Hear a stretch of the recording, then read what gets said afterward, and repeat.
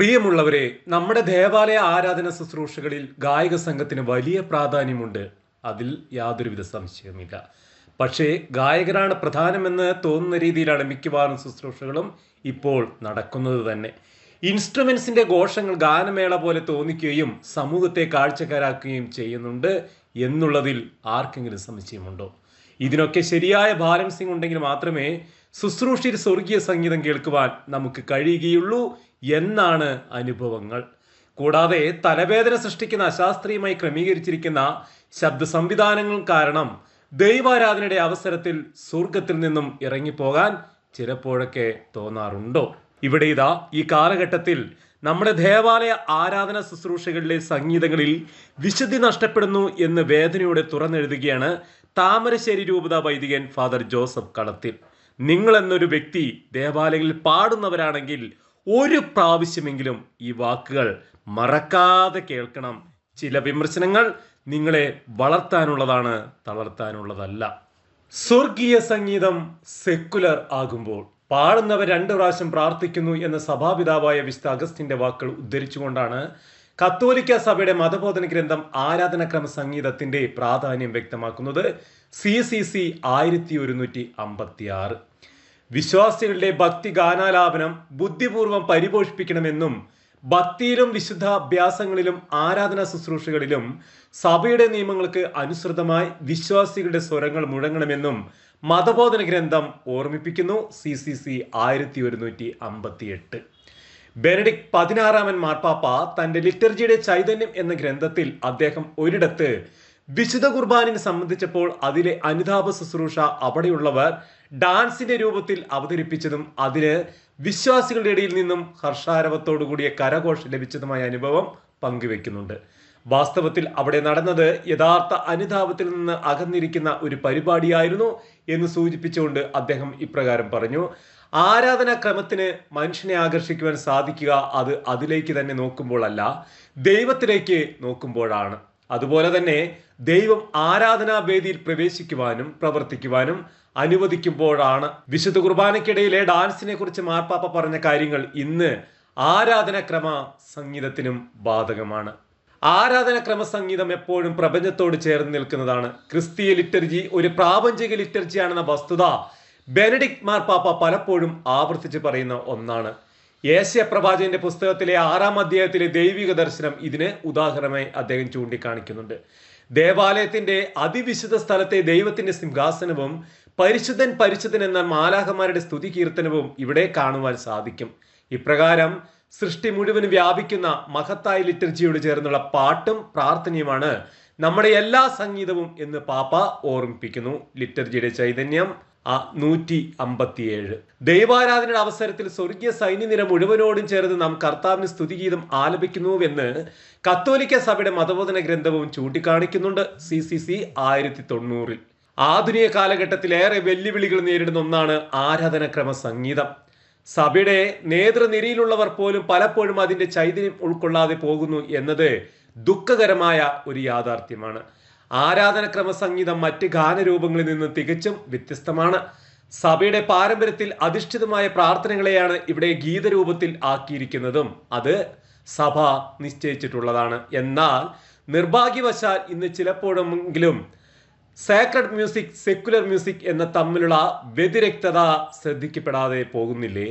ആരാധനക്രമ സംഗീതം എന്നത് കേവലം ഭക്തിഗാനത്തിൽ നിന്നും വ്യത്യസ്തമാണ് എന്ന കാഴ്ചപ്പാടും പലർക്ക് നഷ്ടപ്പെടുന്നുണ്ട്. തൽഫലമായി ഒരു ഗാനമേളയുടെ ശൈലിയിലേക്ക് പലപ്പോഴും ആരാധനാക്രമ സംഗീതം താണു പോകുന്ന അവസ്ഥയാണ് പല സ്ഥലങ്ങളിലും ദൃശ്യമാകുന്നത്. ആരാധനാക്രമ സംഗീതത്തെക്കുറിച്ച് ബെനഡിക്ട് മാർപ്പാപ്പ ഇപ്രകാരം പറയുന്നു: വചനത്തിന്റെ ശുശ്രൂഷയ്ക്ക് വേണ്ടിയുള്ളതാണ് ആരാധനാക്രമ സംഗീതം. സംഗീതം മനുഷ്യനെ മുകളിലുള്ളവയേക്ക് അടുപ്പിച്ചുകൊണ്ട് അവനെ പൂർണ്ണനാക്കുന്നു, അതോ വെറും ജഡികതയിലേക്ക് നിബന്ധിപ്പിച്ച് ശിഥിലീകരണത്തിന് കാരണമാക്കുന്നു എന്നതിനെ ആശ്രയിച്ചാണ് അത് ദൈവവചനത്തോട് പൊരുത്തപ്പെടുന്നതാണോ എന്ന് നമുക്ക് മനസ്സിലാക്കുവാൻ സാധിക്കുന്നത്. ലിറ്റർജിയുടെ ചൈതന്യം 156. കേരളത്തിലെ 3 വ്യത്യസ്ത സ്വയാധികാര സഭകളായ സീറോ മലബാർ, സീറോ മലങ്കര, ലത്തീൻ എന്നിവയിൽ സീറോ മലബാർ സഭയുടെ ആരാധനക്രമ സംഗീതം ഇന്നേറെ വെല്ലുവിളികൾ നേരിടുന്നുണ്ട്.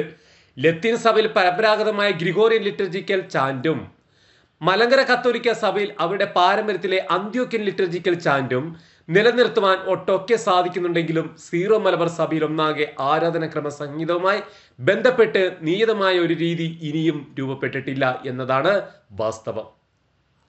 സീറോ മലബാർ സഭയുടെ തനതായ പൗരസ്ത്യ സുറിയാനി സംഗീത പാരമ്പര്യത്തോട് ചേർന്ന ഒരു ലിറ്റർജിക്കൽ ചാന്റ് ബൈബിൾ പണ്ഡിതന് സംഗീതജ്ഞനുമായ സഭയിലെ പ്രഥമ മൽപ്പാൻ ബഹുമാനപ്പെട്ട മാത്യു വെള്ളാരിക്കൽ അച്ഛന്റെ നേതൃത്വത്തിൽ രൂപപ്പെടുത്തിയെങ്കിലും അത് സഭയിൽ ഇനിയും സാർവത്രികമായി സ്ഥിരീകരിക്കപ്പെട്ടിട്ടില്ല എന്നത് ഒരു യാഥാർത്ഥ്യമാണ്. ആരാധനാ ക്രമസംഗീതം വെല്ലുവിളികളും പരിഹാര മാർഗങ്ങളും ഇതാണ്. ഒന്ന്, ദൈവാരാധനയിൽ പലപ്പോഴും ഗായക സംഘത്തിന്റെ മേധാവിത്വം ദൃശ്യമാണ്. ഗായക സംഘത്തിൽ ഓരോ വ്യക്തിയും മൈക്രോഫോൺ ഉപയോഗിച്ച് ഉച്ചത്തിൽ ഗാനമേള ശൈലിയിൽ ഗീതങ്ങൾ ആലപിക്കുന്ന രീതിയാണ് പലയിടങ്ങളിലും കാണുന്നതും. സമൂഹത്തെ ആരാധനയിൽ സംബന്ധിക്കുവാൻ സഹായിക്കുന്നതിന് വിരുദ്ധമായ നിലപാടാണ് ഇത്. ഇതിനുള്ള പരിഹാര മാർഗം സ്റ്റാൻഡ് മൈക്കുകൾ ഉപയോഗിച്ച് ഒരു സംഘമായി ഗായക സംഘം ഗാന ശുശ്രൂഷ ചെയ്ത് സമൂഹത്തെ നയിക്കുക എന്നതാണ്. ഗായക സംഘം സമൂഹത്തിന് പകരം നിൽക്കേണ്ടവരല്ല, മറിച്ച് ദൈവാരാധനയിൽ സമൂഹത്തെ സഹായിക്കേണ്ടവരാണ്. രണ്ട്, ആൺപെൺ എന്ന നിലയിൽ യുഗ്മഗാന രീതിയിൽ ആരാധനാ ഗീതങ്ങൾ ആലപിക്കുന്നത് ഒരു കാരണവശാലും ന്യായീകരിക്കാനാകില്ല. ഇത്തരം ഗാനമേള ശൈലി ആരാധനാക്രമ സംഗീതത്തിന് വിരുദ്ധവുമാണ്. വിശുദ്ധ കുർബാനയിൽ എല്ലാ ഗീതങ്ങളും ഗായക സംഘം ഒരുമിച്ച് ആലപിക്കുകയും സമൂഹത്തെ നയിക്കുകയും ചെയ്യുക എന്നതാണ് ഇതിനുള്ള പരിഹാര മാർഗം.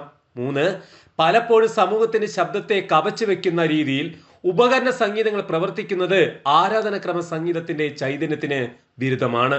ഇതിനുള്ള പരിഹാര മാർഗം താഴ്ന്ന സ്വരത്തിൽ പശ്ചാത്തല സംഗീതം പ്രവർത്തിപ്പിക്കുകയും സമൂഹം ഒന്നാകെ ആരാധനയിൽ ഗീതങ്ങൾ ആലപിക്കുകയും ചെയ്യുക എന്നതാണ്. നാല്, പലപ്പോഴും ഗായക സംഘം ഗീതങ്ങൾ ആലപിക്കുമ്പോൾ സമൂഹം നിശബ്ദമായി അത് കേൾക്കുകയാണ് ചെയ്യുന്നത്. ഇതിന് പരിഹാരം വിശുദ്ധ കുർബാന പുസ്തകം ഉപയോഗിച്ച് ജനങ്ങളെ സജീവമായി തിരുക്കർമ്മങ്ങളിൽ പങ്കെടുക്കുവാൻ വൈദികർ പ്രേരിപ്പിക്കുക എന്നതാണ്. ആരാധനാ മത്സരം അനുസരിച്ച് ഓരോ കാലത്തിന്റെയും പ്രത്യേക തിരുനാളുകളുടെയും ഗീതങ്ങളും പ്രാർത്ഥനകളും ചൊല്ലിക്കൊണ്ട് ദൈവാരാധനയിൽ സംബന്ധിക്കുന്നത് മിശിഹായുടെ രക്ഷാകര രഹസ്യങ്ങളിലൂടെ യാത്ര ചെയ്യുവാൻ ദൈവജനത്തെ സഹായിക്കുന്നു.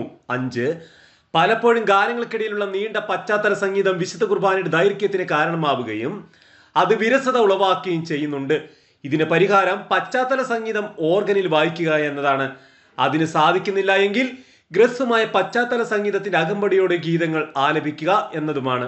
ആറ്, തക്സീലുള്ള ഗീതങ്ങൾ മാത്രമേ പാടാവൂ എന്നാണ് ഇതുമായി ബന്ധപ്പെട്ട നിർദ്ദേശങ്ങളിൽ ഉള്ളതും. എന്നാൽ അതിന് വിരുദ്ധമായി പലയിടങ്ങളിലും കേൾവിക്ക് ഇമ്പകരമായ ഗീതങ്ങൾ ആലപിക്കുക എന്നതാണ് മാനദണ്ഡം.